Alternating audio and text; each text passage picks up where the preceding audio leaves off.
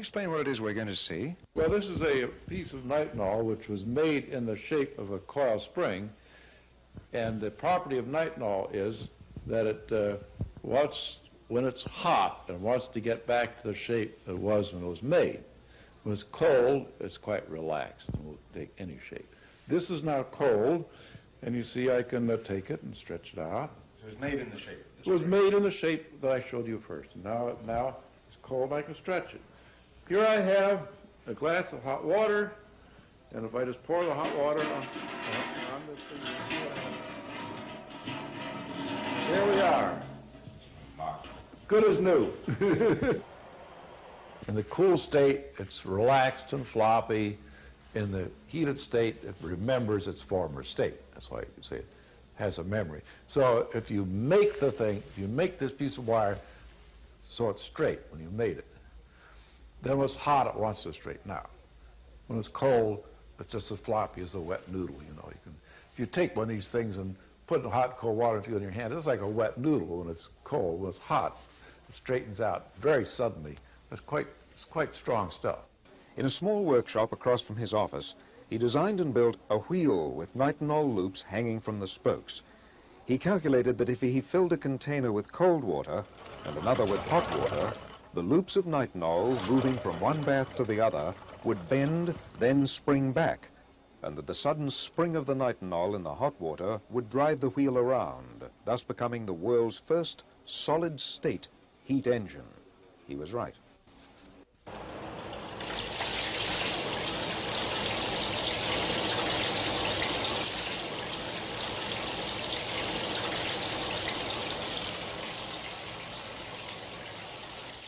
David Porter of Galtech Semiconductors demonstrates his recently patented permanent magnet motor called the Carousel electric generator. This is the latest version of the Carousel motor generator. It's a rotary version. Rotary inside. There's 18 separate sections, what we call a coil section in here. 18 make up the outer diameter. There's 6 coils here that we're using to drive the motor. Okay, we don't have an automatic start on the system right now. That's something that the Intel chip will do. We'll start it up at a pulse rate of approximately 13 pulses, which gives us a 16% duty cycle. It takes a while to spool up because, like I say, it works also as its own flywheel. So we build up the power gradually. The thing about this system is that everything floats on the magnetic field in there. You have very little internal friction. What we're doing is removing the energy from the magnet. The magnet has a specific life. They lose approximately 1% a year. So we're not actually trying to create energy from nothing. The system will not run forever. It's not perpetual motion. We use the amount of energy that is in the magnets. Once that energy is used up, the magnets can be taken out, they can be recharged. All we're doing is maximizing the efficiency of the electromagnetic flux density that's there to the production of electrical output. By stimulating the existing oscillations of space energy, his radiant energy device ran for days, putting out 50 kilowatts of electricity. His public demonstrations attracted newspaper coverage and scientists from Bell Laboratories and the Department of Agriculture's Rural Electrification Administration. Although no one could find evidence of fraud, neither could anyone explain how the radiant energy device worked. During the 30s, he developed semiconductors and transistors that were far ahead of their time. Unfortunately, as all too many inventors have suffered, when he refused to sell out to powerful interests, Moray and his family were threatened, shot at, and their laboratory ransacked. Ignored by the U.S. Patent Office, Moray quietly stopped public disclosure of the device after it was destroyed by his assistant, Felix Frazier, a communist sympathizer who was frustrated when Moray declined his repeated offers to take that technology to Russia. This torch here is producing a temperature of 1200 degrees Celsius. Now try cooking an ordinary egg like that, and in a very few seconds the results would be quite an explosion. But I'm going to leave this torch here, blowing on this egg for a couple of minutes before we crack it open. And it ought to survive the inferno because it's coated with a remarkable new plastic. What it's made of is a closely guarded secret. All the inventor will say is that 20 years' experience as a ladies' hairdresser led him to the discovery. So, how is it doing? Well, it hasn't broken up at all, and you can see on the front here it's glowing red hot. But just watch this. If I turn the flame off, and remember that it was producing 1200 degrees Celsius, and I take that charred bit and I put it flat in the palm of my hand, it only just feels warm. And if I then crack it open, what's more, the egg hasn't even begun to start cooking. In Oklahoma, where oil has been king for over a century, inventor Troy Reed has been busy in his shop constructing rotating magnetic motors that he believes will soon revolutionize how we get around. And it does work. It's 150 volts. What we're going to do, turn off all the switches, make sure there ain't nothing plugged into it. There's the plug.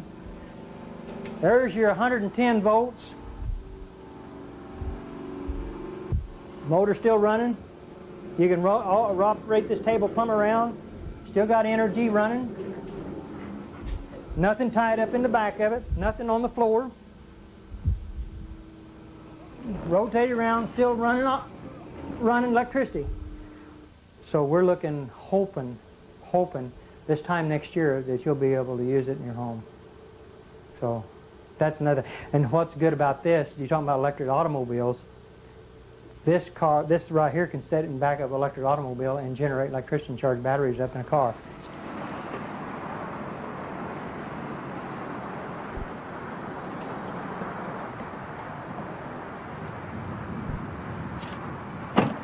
Beautiful automobile. You can drive it anywhere you want to.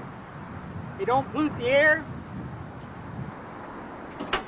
All the other electric automobiles that I've actually seen has been nothing but this standard transmission. This is an automatic transmission car. There's not a whole lot of what you call junk, I would call, under cars. I've seen a lot of electric cars that had a lot of stuff in it. The only thing that this has a battery to run the radio, the blower. We've got two safety switches over here that can be mounted into an enclosed system, but we did this where you could see, where people can see this car with the technology. It's a safety switch system. This is a controller box, a Curtis control box. It cuts the amperage down. So with the amperage, here's what's real good about electric automobiles. All electric automobiles that has surge technology with this in it, they create heat. They've got to have a fan to blow this Curtis controller off because it gets hot. We don't want that to get hot. We want to stay that cold, because once it stays cold, you save on all the computer chips that's in this controller. So that means you can go farther, longer, and you won't have no problems. Turn the machine on. Denny Klein fires up his hot new invention. His machine emits a flame that feels only slightly warm to the touch. But watch what happens when he touches anything else. Instantaneously, I can burn a hole right down through the center of that brick. The flame instantly turns hotter than the surface of the sun. Heat so intense it takes only seconds to literally burn a hole through charcoal. 3 seconds turns a brass ball to glowing liquid metal. Tungsten lights up like a sparkler. Steel, lead, and other metals slices on contact. Yet the tip of the welder stays cool to the touch. No other gas will do this. Denny Klein uses an alternative fuel source once thought impossible. He says people still have trouble believing him when he reveals his liquid fuel. Water. Take water and electricity, and we break it down through our very unique electrolysis process. Klein has just patented his process of converting H2O to HHO, producing a gas that combines the atomic power of hydrogen with the chemical stability of water. It turns right back to water. You can see the water running off of this. Klein originally designed his water-burning engine for cutting metal. He thought his invention would replace volatile acetylene in welding factories. Then one day, as he drove to his laboratory in Clearwater, he thought of another way to burn his HHO gas. On a 100-mile trip, we use about 4 ounces of water. Klein says his prototype 1994 Ford Escort can travel exclusively on water, though he currently has it rigged to run as a water and gasoline hybrid. His numerous devices supposedly achieve super efficiency rates by recycling excess energy through closed-loop systems. I built the world's most efficient heat pump and developed it, and these are the evaporators for that heat pump right here. They're 8 feet high, 3 feet wide. Now, the refrigerant we put in here boils at 40 degrees below zero, therefore anytime, day or night, outside in a rainstorm or in a windstorm, a hailstorm or a snowstorm, or just out on a nice hot sunny day or in the middle of a cold night, as long as the refrigerant that's inside this panel is colder than whatever the air is out here or the phenomenon that's hitting this panel, then the heat from the air or the sun or the wind or the rain or the sleet or the snow will be transferred into the refrigerant on the other side, because it's the second law of thermodynamics. Hot goes to cold. So if this is the coldest thing outside, anything out there that touches it is going to give its heat to it. A little bit of heat goes a long way. That gas starts expanding like crazy, and as it expands, it then is drawn into the compressor, not through suction. I've got engineers and inventors that don't like to use the term suction, but through negative pressure. So as the compressor is creating this negative pressure, the gas is migrating to it. And so a compressor is a gas pump. It'll pump gas. And so the gas is being pumped by the compressor into the compressor, elevated in temperature. And even though if you touch this panel, it's ice cold to your hand, and if you touch the line going out of the panel, it's still ice cold to your hand. When it hits that compressor takes all the gas in this space, puts it in that space, elevates the pressure and the temperature.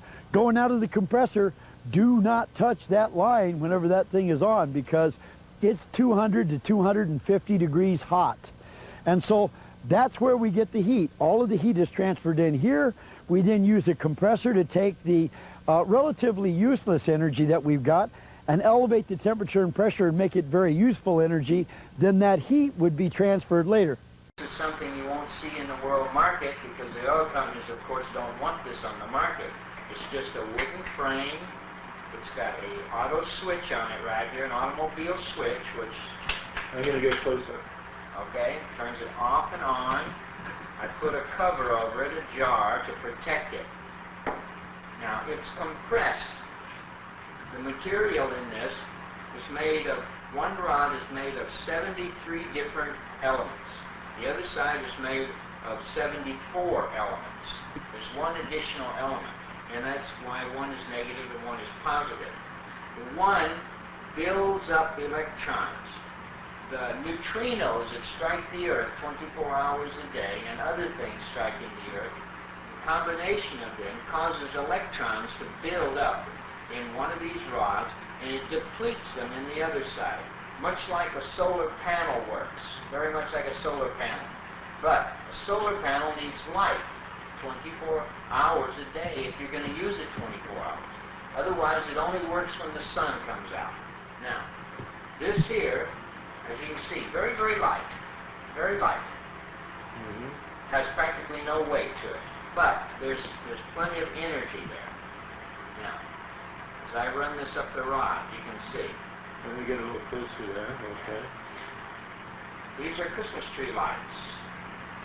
110 volts. This is a 25-watt bulb. It's 110 and 25 watts. Now, let's see what happens when we put that on.